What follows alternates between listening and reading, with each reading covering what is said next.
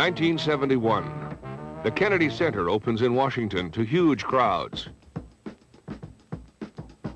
In Moscow, Nikita Khrushchev dies in oblivion, ignored by the new crowd in the Kremlin. In Vancouver, a prime minister takes a young wife, and there are dire predictions. And at the White House, they're talking tough. Just take the gloves off and crack it, because you know exactly what we've done, okay? Fine. All right. This woman has a premonition of danger. When I became suddenly very upset for no apparent reason, it took me a very long time to calm down. And the following day in Paris, I found out that my brother was killed at exactly that same time.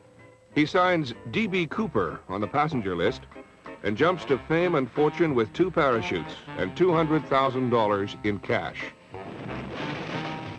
From this plane crash, the story of one survivor. From Philadelphia to Boston, changed planes from Boston to Hanover. And you were flying alone? My husband died in the plane. The reality and the brutality of war is focused on one man, Lieutenant William Calley, indicted for the murders at My Lai. Muhammad Ali loses his first fight, despite this forecast. Joe Frazier is in trouble. I predict he will not stand a chance. They're off. Cannoneero second at the Kentucky Derby. Camels on the Sahara. 4 more astronauts dance on the moon. And a vision of galaxies yet ahead. There will be those among us who will reject this golden age of mankind with all comforts provided, but no frontiers left to explore. And they will wish to break away from their home planet and move out to seek new experiences, to conquer new challenges, new adversities. And Satchmo and his trumpet are booked into the realm of Gabriel's horn.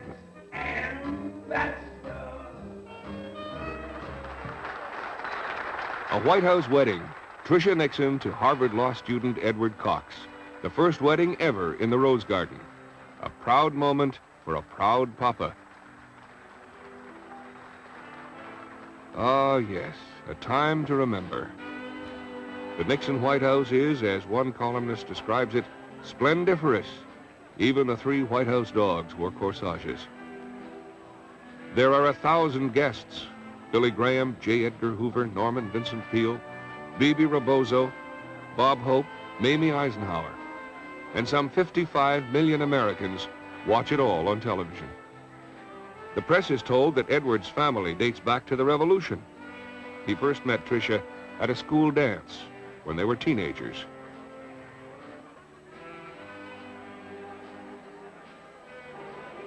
There's Ed now with Pat.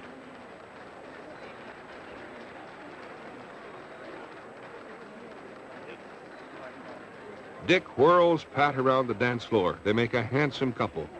And as Tricia leaves, the president expresses his hope that she will be able to live a life of her own out of the merciless glare of publicity. Amen. Canada's highly unorthodox bachelor prime minister, 51-year-old Pierre Elliott Trudeau, seems the dream politician. He's a model of statesmanship with a quick wit and a parliamentary presence, a man who plays and teases. He's at home on the water in an Eskimo kayak.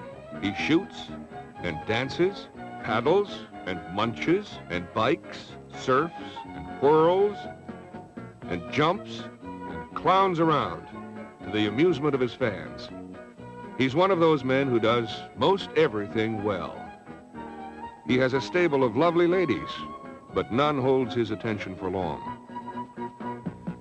Then, on a holiday in Tahiti, he meets Maggie Sinclair, and they are wed. Free-thinking Pierre, free-spirited Maggie, who is something of a flower child. I think that there was a beautiful revolution happening with the flower children, or the hippie movement of getting back down to earth.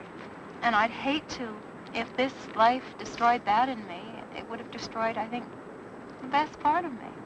And so they settle down to a quiet domestic life, to live happily but not for long. Running hard to stay in the same place, athletes have always been big users of drugs to ease the pain of exertion and injury. But there's a new nostrum on the playing fields today: anabolic steroids, synthetic derivatives of the male sex hormone. Pills alleged to make the weak strong and the strong stronger. Some of the practices dismay champion shot putter Dave Steen. Drugs plays a huge part in sport right now, more than anybody wants to believe, especially those people who administer the sport. And I think when they begin to realize what's happening with drugs, there's going to be a great reaction to it, as there has been in all society, against the use of artificial ingredients in the body for uses which are not terribly human. The problem is, at least in large doses, there are side effects: virilization and menstrual upset for women, liver and bone damage, impairment of sexual function. One study suggests there may be benefits without dangerous side effects if steroids are used in moderation. But most authorities remain skeptical. Some athletes continue the pill popping, despite the dangers. Each athlete's so worried about keeping up to world-class competition. And one of the reasons that I took the few pills that I did was this awful desperation. I wanted to be a world-class shot putter, and I thought maybe the only way I could get on those last few inches and last few feet was to take steroid drugs. Though steroids are banned, one Olympic committee man says that in some sports we couldn't field a team if athletes taking steroids were disallowed. And at the Olympic Games 5 years later, 8 athletes are disqualified when tests reveal they have used anabolic steroids. This man is fed up with the many slurs against Italian Americans. Books like The Godfather, periodic FBI and Justice Department releases talking about the Mafia and the Cosa Nostra. The officials, members, and friends of the Italian American Civil Rights League, I present this gold and solid flag to Mr. Colombo. Joe Colombo is himself, often identified as the head of one of New York's 5 mafia families of organized crime. His Italian American Civil Rights League, here addressed by his son, is a huge success.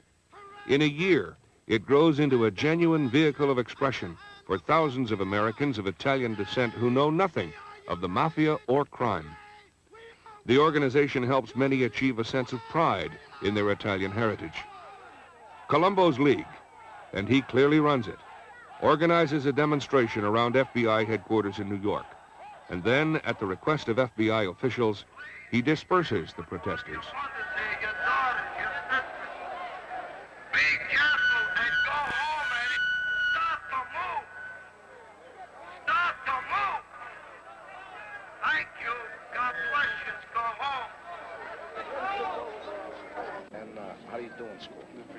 Best of your ability, and you know, we don't put anybody down with long hair, short hair, because long hair, if we go back to the days of our Lord, who we all respect very much, we see him in a picture with very long hair. But the only thing is we feel that our boys should look more like boys, and we don't want to make any distinction that someday we would think maybe it was a girl for a boy. So if you get hair a little short, a little neater, that's nice. Never have we ever spoken violence. Never do we preach violence. Mr. Colombo, are you a boss of the Mafia? No, I am not. Is there a Mafia? No, there is not. Your brother. I don't know what the word Mafia means. Would you believe that? Why is it you? Because it isn't only me. They say there's many of bosses, and they have to make bosses for wherever they need scapegoats. I happen to be one of the scapegoats for them. The Civil Rights League's second annual Unity Day is marked by tragedy. Joe Colombo is shot by a young black who poses as a photographer at the rally. Colombo's rise in the mob hierarchy has earned him powerful enemies, among them Crazy Joe Gallo. Later, Gallo is killed. The gang war is on. The black who shot Colombo is killed, and the Black Revolutionary Attack Team claims credit for the Colombo shooting. Police believe it was Mafia justice. Joe Colombo lives for 7 more years, but the shooting leaves him paralyzed and semi-comatose. In what we might call the backwash of the longer hair revolution, men came to be as fussy as that other sex about finding the right hair cutter. But one man had the answer. Have you tried that good barber down at the hotel? He's wonderful. Want to be in the mod crowd? Must have your due done by someone named Mr. Ivan, or at a place called Unisex Barbers Incorporated. Gone is the old familiar red and white striped pole. And as the new race of super sexy cutters proliferates, each must outdo the other. But the most fashionable cutter of them all doesn't even cut. He burns. Singeing, they call it. And the wallet burn is even more memorable than the cut. Anti-singers claim it's only a device to make more money. Well, you know, where there's smoke, there's fire. Mr. Lindsay, you want to send your key down? It was the Quakers who began modern prisons back in 1790. Seeking to end the brutality of corporal punishment, they set up penitentiaries, places for wrongdoers to become penitent. One more reform movement that spawned its own abuses. In 1971, Vice President Spiro Agnew calls the U.S. prison system the most humane and advanced in the world. But President Nixon calls them universities of crime. Overcrowded, understaffed, some of the keepers more deranged than the kept. The worst prisons erupt from time to time, when man's real or imagined indignity to man reaches an intolerable level. At Attica, where 383 whites guard 2,250 black and Puerto Rican inmates, some prisoners refuse to form a work detail. They revolt, take over 3 cell blocks, set fires in 6 buildings. As the riot grows, out come the hidden pipes and knives. The inmates take 39 hostages, and the troops move in. There's no sense in going on with it forever. I don't want to see anybody die either, but it's got to end somewhere. There's a circus flavor at all big news stories, and convicts know how to handle the media too. We're further demanding that Governor Rockefeller come down to the prison as requested and meet the demands of the inmates. This institution has a long history for barbaric treatment of prisoners, beatings, macings, gassings, torture, racist comments, solitary confinement without hearings, you name it, and it's gone on here. This is in actuality a concentration camp for black and Puerto Rican people up here. 4 days of negotiations end with the decision to move in, a decision announced outside to the press. The action now underway was initiated with extreme reluctance. Only after all attempts to achieve a peaceful solution failed. An hour-long pitched battle. A lot of blood is shed. 28 hostages are rescued. 11 of the hostages, guards and civilian workers, are killed, shot unintentionally by the attacking troops. 29 prisoners are killed. 3 had their throats cut by other inmates. Hundreds of prisoners are wounded.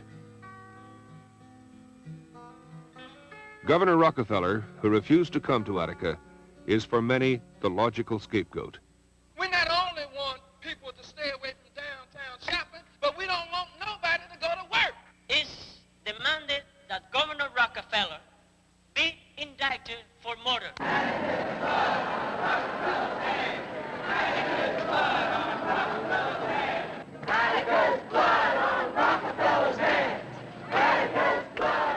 I heard about my husband's death on the radio before they informed me, and I couldn't believe it.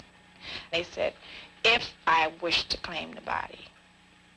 If I wish to claim the body. I mean, that's no way to send a telegram to anyone after what happened up there. They should show a little more concern. The most violent outbreak in the history of American prisons is over. Said Governor Rockefeller, I used my best judgment. In a few of the nation's 4,037 penal institutions, there are attempts to modify the old system, to find ways to make it work. Halfway houses, conjugal visits, work release programs. This man in a California prison, is visited by his family.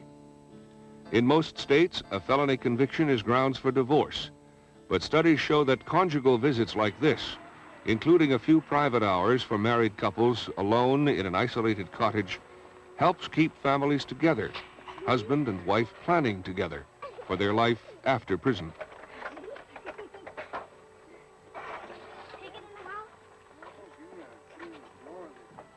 But it's a hell of a thing to visit with your family a couple of days, I'll tell you that.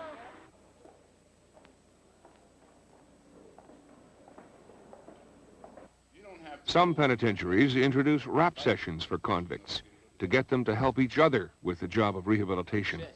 And I suppress it, and keep suppressing it until I just, you know, like he... I got a visit yesterday from my wife and son. And I had so much on my mind after the visit, I even forgot my Bible class. Every morning at 7, this man checks out of prison to go to work. He returns at night, and he's behind bars over the weekend. But he's easing into the outside world. Others attend university classes. Some are rewarded with furloughs to visit their homes. This convict carries with him a locator, a device that allows the prison to reach him at any time. The locator is an experimental use of technology. The prisoner wears a device which reports continuously on his whereabouts. Prison authorities can instantly locate their man if they think he's in trouble, or merely for a spot check. The man is urged to call in to report any difficulty.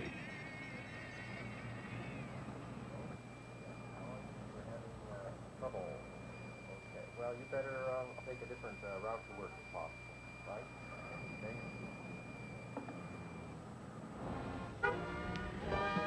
Ever since the days Russian exiles plotted against the Tsars, London has been a haven for revolutionaries of all kinds. Today, there is another plot being hatched, a commercial plot to sell belts made out of bullets to the working, fashion-hungry masses from Hoboken to Hong Kong. This one fashion commune alone claims it has made and sold about 4,500 bullet belts in 3 months. The bullet belts retail in London for up to $24. It's a very simple yet very attractive shape of bullet. They look good, there's no doubt about it. They move well, they're very independent, as you can see, and as your body moves, so the belt moves with it. The revolution is tripping from strength to strength. Some analysts think the bullet belt exploded out of the tumult that was the Paris student revolt of 1968. Another group claims the inspiration was the Arab girl hijacker Layla Khaled. Others say Che Guevara. Nobody, but nobody, mentions John Wayne. You know, whatever person that wears ordinary clothes, not contrived, fashionable clothes. And it's our best-selling merchandise at the moment, which shows that, you know, people not only want to look pretty, but want to make a statement at the same time. So, gun belts saunter on. As one enthusiast says, gives you some place to hang your thumbs. In labs around the world, scientists are unraveling the secrets of DNA, the blueprint substance in each man's 60 trillion cells. Geneticist Dr. David Suzuki. How is it that a muscle cell differs in its appearance and function from a bone cell or a nerve cell? If they all have the same blueprint, why are they different? And what it appears to be now is that the way they differentiate into these various cell types is by reading the blueprint at different places. And we'd like to know what are the signals that tell a cell, you read the blueprint on how to make muscle, don't read anything else, and then it becomes a muscle cell. Research with fruit flies, a less complex life form, may hold some answers.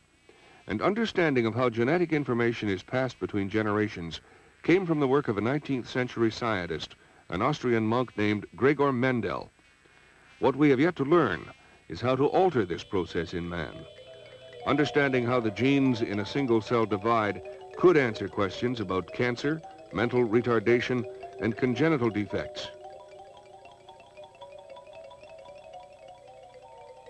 Geneticists believe we may someday design our offspring, boy or girl, blonde or brunette, Einstein or athlete.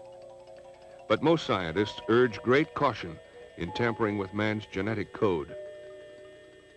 The implications of this kind of work for man are enormous, because if we can understand the signals that generate or allow a cell to read the right chapters, then it means that, for example, if we cut off our hand or our fingers, if we can treat the region of the cut with the proper chemicals and get the right signals read, then we should be able to regrow a new hand or a new finger in the same way that many lizards can regrow a new tail if you break it off.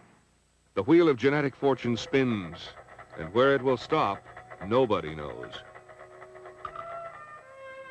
It's the opening of the Kennedy Center in Washington, D.C., a white marble memorial to a murdered president.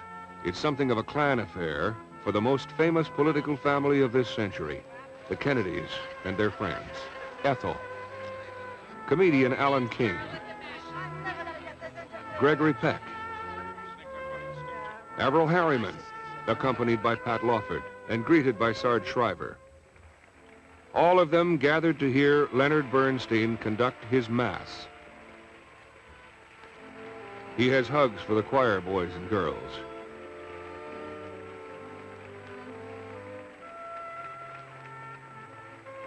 And there's Rose Kennedy, the matriarch of the family, coming over to thank Bernstein.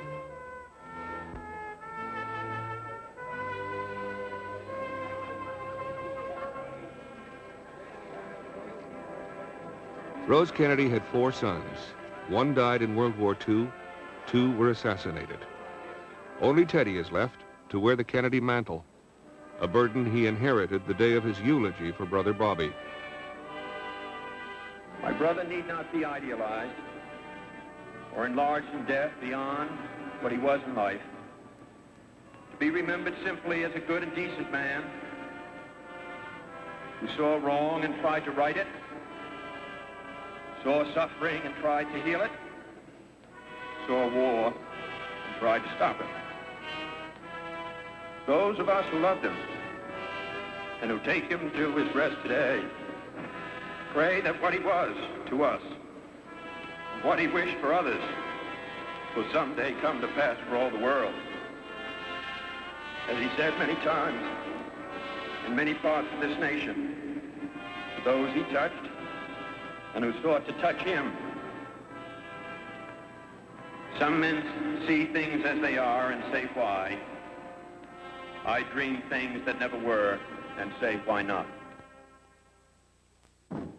Given its long-standing feud with California over the quality of oranges, no one is surprised when Florida comes up with Disney World, 90 times bigger than Disneyland, where it all began. 4 years ago, an old-timer described the Florida swamp as the sorriest piece of land God ever put together.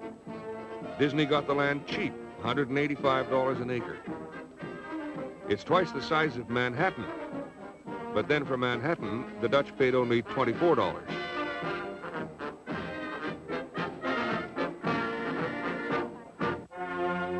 For America's 37th president, his 3rd year in office goes fairly smoothly, all things considered. The public opinion polls are encouraging. He takes steps to deal with inflation.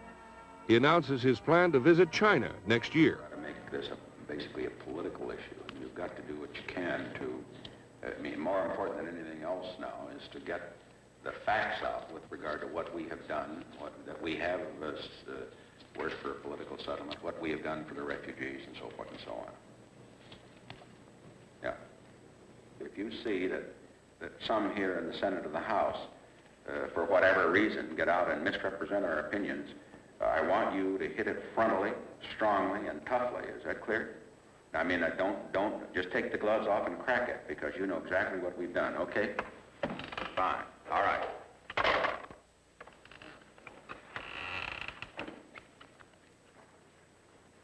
Okay. His secretary for 24 years, Rosemary Woods, still takes his dictation by shorthand. No recording devices for her. Come to the golf tournament in Florida on February 21, I thought I would be able to work it into my schedule. That is the date I arrive in Peking. And even if we had an SST, I would be unable to be in both places at the same time. send my best wishes to all the big money winners at the tournament, and also to the losers. When there were no people with the troops. That's absolutely correct. There are no Americans with any. No Americans with any of the troops, any place. I mean, the attachés are at the embassies, so they're. So basically, what is happening? The attachés are the Indian attaché will reflect the Indian reports, and the Pakistan attaché will reflect the Pakistan. Well, we have a variety of independent sources. Yeah, also. I know. None of them reliable. None of them totally reliable. That's right. In mid-1971, that five-sided building in Washington gives its name to The Case of the Pentagon Papers, a 47-volume study of slipping and sliding through the marshes of Southeast Asia. The government tries to stop publication of the study, leaked by Dr. Daniel Ellsberg to the New York Times.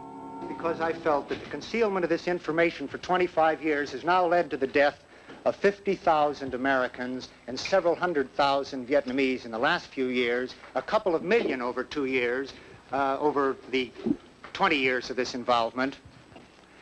And I think that the odds have been weighted in favor of secrecy. Judgments at this point of whether the American public is to be trusted to make these decisions versus the U.S. executive branch can now be judged by you and by citizens and by the courts and by Congress in the light of where secrecy has led us over the last 25 years. Times publisher A.O. Punch Sulzberger. This was not a breach of the national security. We gave away no national secrets. We didn't jeopardize any American soldiers or Marines overseas. And the Times lawyer. What about the problem? What about the question of security? I'm not going to comment on that. Are you saying in effect that the government is seeking for reasons other than national security to halt this publication? No, I'm not saying that. I think the government believes that perhaps the further publication, in their judgment, may not be in the interest of national security. And the Times does not feel that way. We do not feel that way. We would have not published in the first instance had we felt that way. There are tons of documents, even from World War II, which have been over 25 years now, that are still classified secret. I think, as I said earlier in this meeting, that it's a wonderful way, if you got egg on your face, to prevent anybody from knowing about it. Stamp it secret and put it away. The Times wins. Ellsberg is vindicated.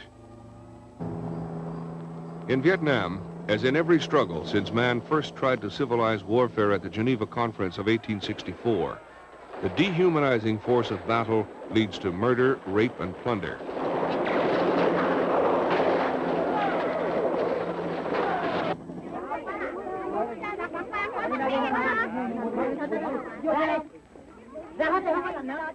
The grunts who fight an unpopular war in Vietnam are no better, and maybe no worse, than all the armies that have gone before. But the man who gets pinned for murder is platoon leader Lieutenant William Rusty Calley, Jr., the man in charge of the infantry unit at My Lai, a man some say is only a scapegoat. I think he's culpable, everything I've read about it, but I do think that certainly there was involvement farther up the line, you know, Captain Medina and... World War II, when we got our orders from up above, we didn't do anything we weren't told to do. You think higher officers are responsible then? Certainly. And they just don't want to take the blame. Do you feel that Calley's lawyer, F. Lee Bailey. Captain Hicks' testimony before the jury? I don't know, and I don't think the judge does at this point. All we can do is proffer it. I will hope that he rules that way, of course. The government's accusation depends on a finding that Medina knew what Calley was doing, is what it boils down to, and encouraged him to do it, or at least remained silent for the purpose of having Calley kill more people. This statement, according to Captain Hicks, is that Medina didn't know it. Calley knew he didn't know it. When he found out about it, he was surprised after the event. That negates the entire government theory, and it corroborates testimony Medina will give about his conversations with Calley. What about the testimony of Captain Catouche? Well, we said at the outset in this trial, we intended to show that Medina acted on what he thought was reasonable grounds to frighten the man. There's a nice legal question as to whether you can frighten a man by throwing a round over his head, or whether it's better to point the gun at him without pulling the trigger. I expect we'll be arguing that for a while. Calley is found guilty, sentenced to life at hard labor. Like we would go into a village, and all of a sudden you get fire from the village, and you start firing back. You're not going to be able to distinguish between the innocent people and the ones who are firing at you, unless you see the weapons. But if you're just pouring fire into a village, and whoever gets in the way, gets in the way. You can't help it. You can't help it. That's all that's it. Callie is freed after serving 1/3 of his 10-year sentence, which has been reduced twice. And in Vietnam, the war and the pain and the suffering of the peasants goes on.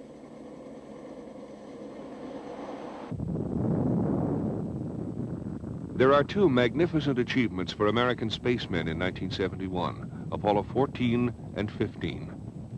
4 more men walk on the moon, bringing the total to 8. Apollo 14 gets off to a shaky start.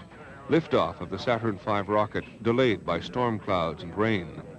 Later, there is docking difficulty between the command ship and the lunar module, a faulty computer switch. But in the end, Alan Shepard, Edgar Mitchell, and Stuart Roosa make it all work. Shepard, now 47, was America's first man in space, and it is he who smuggles along 2 golf balls and a makeshift club so he can practice in the sand traps of the moon.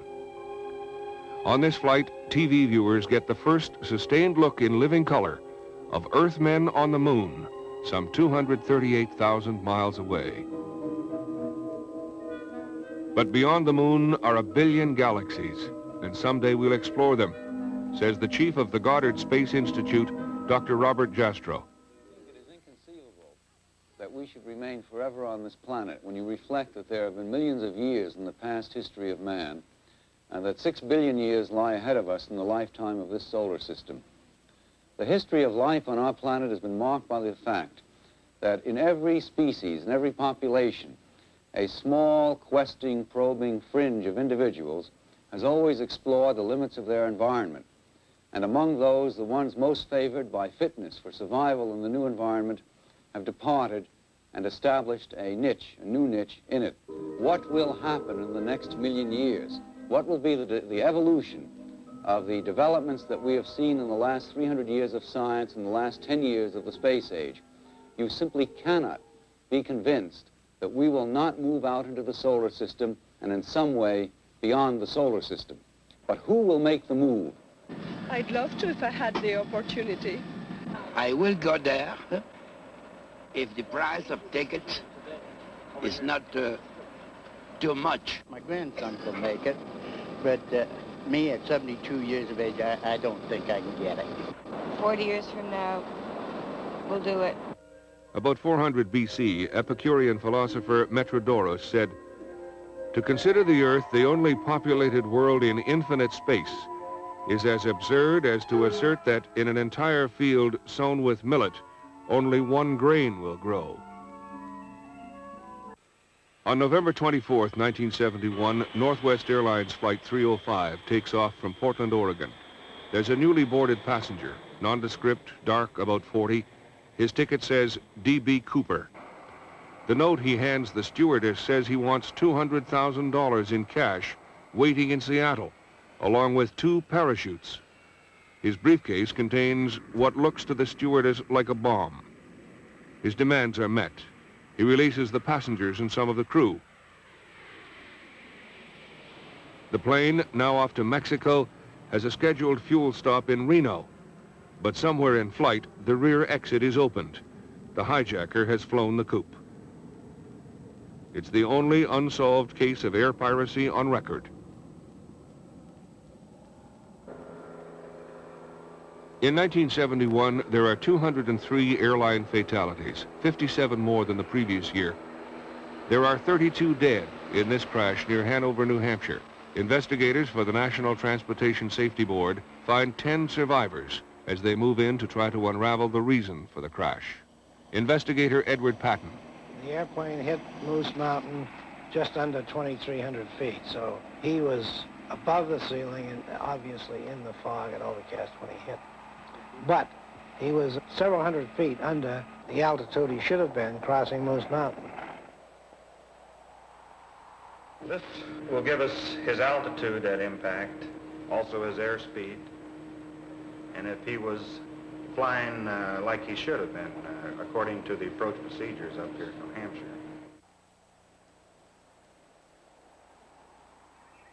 Later, we hear the story of one survivor, Mrs. Marietta Nettle. The air hostess freed herself, put the flames out on my hair, rushed to the emergency exit, and tried to force it open. My left foot was jammed, I freed it, then I frantically rushed after the air hostess. A man helped to open her the emergency exit, and thank God we were free. And we stepped outside, and I suddenly noticed we were at great height, and before I could think how to get down from the tail, I just slipped and fell through enormous height. And I think I fell through a pine tree which held, that each branch held my fall, so luckily after a long time I landed very softly. We were flying from Philadelphia to Boston, changed planes from Boston to Hanover. Were you traveling alone? My husband died in the plane. I'm just going to see him. Airline flying is safer than driving your car, but it could still be a lot safer.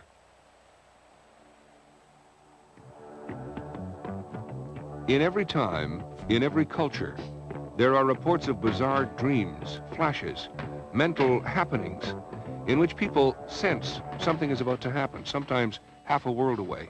Researchers trying to unravel this mystery label it extrasensory perception. Dr. Montague Ullman. In my opinion, based on my own research and my familiarity with the research of others, ESP is an established scientific fact. I had been in Grenoble on the Alps having lunch when I became suddenly very upset for no apparent reason. It took me a very long time to calm down. And the following day in Paris, I found out that my brother was killed at exactly that same time, 3,000 miles away. One night in the Maimonides Dream Lab, a sleeping subject awoke to report a dream she thought was precognitive, a dream about the future. In her dream, she says she saw a picture of a collapsed building on the front page of a newspaper. 2 weeks later, an old hotel collapsed and the newspaper printed a photograph of the wreckage on its front page. She claimed it was identical to the photo in her dream. Coincidence? Precognition? Who can say? Space and time seem to be transcended by telepathic effects on the one hand and precognitive effects on the other, where aspects of the future seem to be captured in situations where that future hasn't yet occurred. It was Freud who once told a skeptic he should think more kindly of thought transference and telepathy. Nothing in 1971 seemed so certain and inevitable as war between India and Pakistan. The excuse is Pakistan's civil war, but the real reason is as old as history. Hatred between Hindus and Muslims. No matter how many people are living in that area, they just kill them. At places, they surround the area with gasoline and set it on fire. And any people that come out, they shoot them. In a subcontinent as complex as this one, there is no simple cause for anything. But one factor which brought about the war is the traditional antagonism between the Bengalis, who live in East Pakistan, and the Punjabis, who live in the West. Another factor is that the peasants in the eastern part feel exploited by the power and industrial wealth of the western part. And so, a civil war begins. We do not give them a pitch battle, because in that they have the advantage. We melt away. We sit on the Gulf seas and ambush their columns. We raid their outposts. We try and isolate them and destroy them in detail. The ragtag Liberation Army of the East numbers about 25,000, poorly organized and equipped, facing a force of twice as many West Pakistanis. As a matter of fact, there are plenty of troops, but most of them are unarmed. Like so many peasant armies through history, They make up in spirit what they lack in equipment. Plainly tired of paying West Pakistan's bills, they struggle fiercely to overcome the oppression of the industrial West. Their leader, Sheikh Mujibur Rahman, a fiery, charismatic man, inspires them to continue the fight.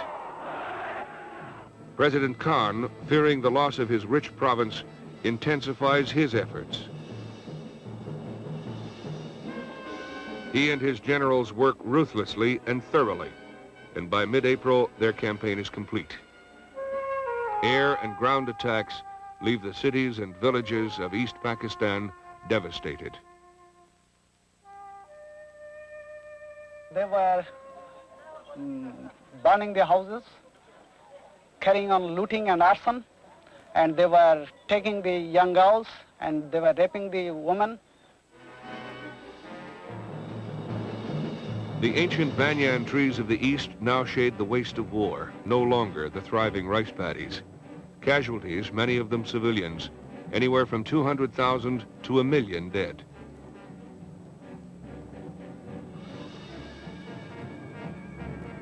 In the villages, bodies are dumped into community water wells, and for a time, it looks as if the West Pakistanis have won.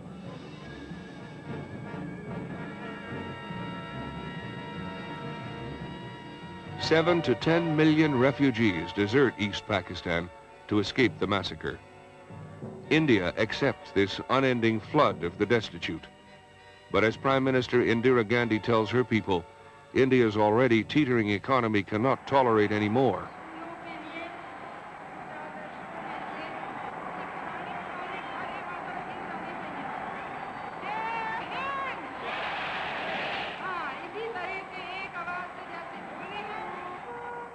As India tries to feed the masses, foreign aid pours in. But simultaneously, the monsoons come, with floods and cholera epidemics, to further plague the starving refugees.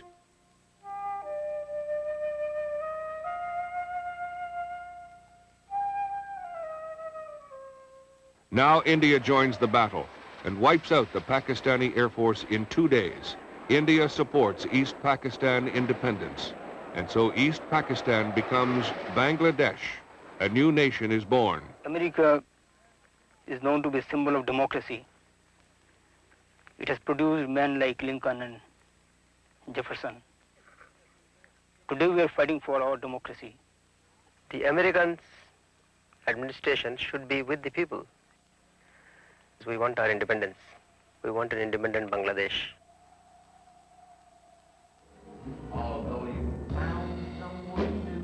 Louis Armstrong didn't invent jazz, but you don't have to invent a country to become its king.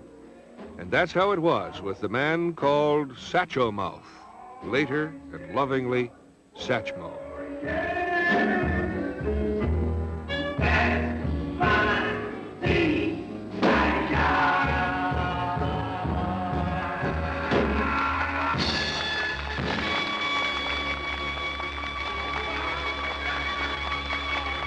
When Satchmo sings, they say it sounds like a piece of sandpaper calling to its mate.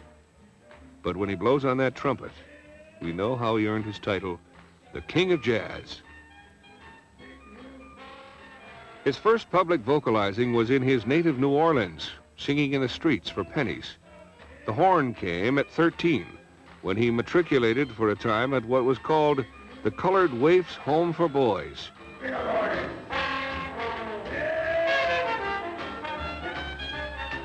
He played in New Orleans marching bands, a few of the city's many dives, and on the Mississippi riverboats. But his climb to international fame and fortune began with a long trip to Chicago in the early 1920s.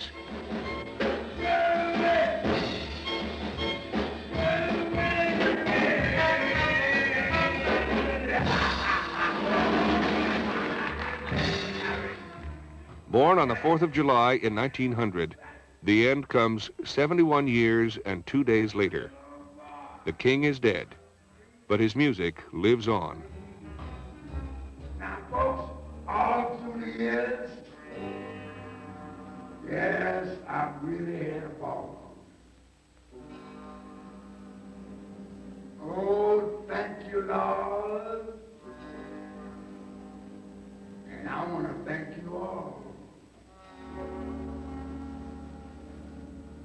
were very kind to a fat woman. I said, boy, shots everywhere. Just a boy!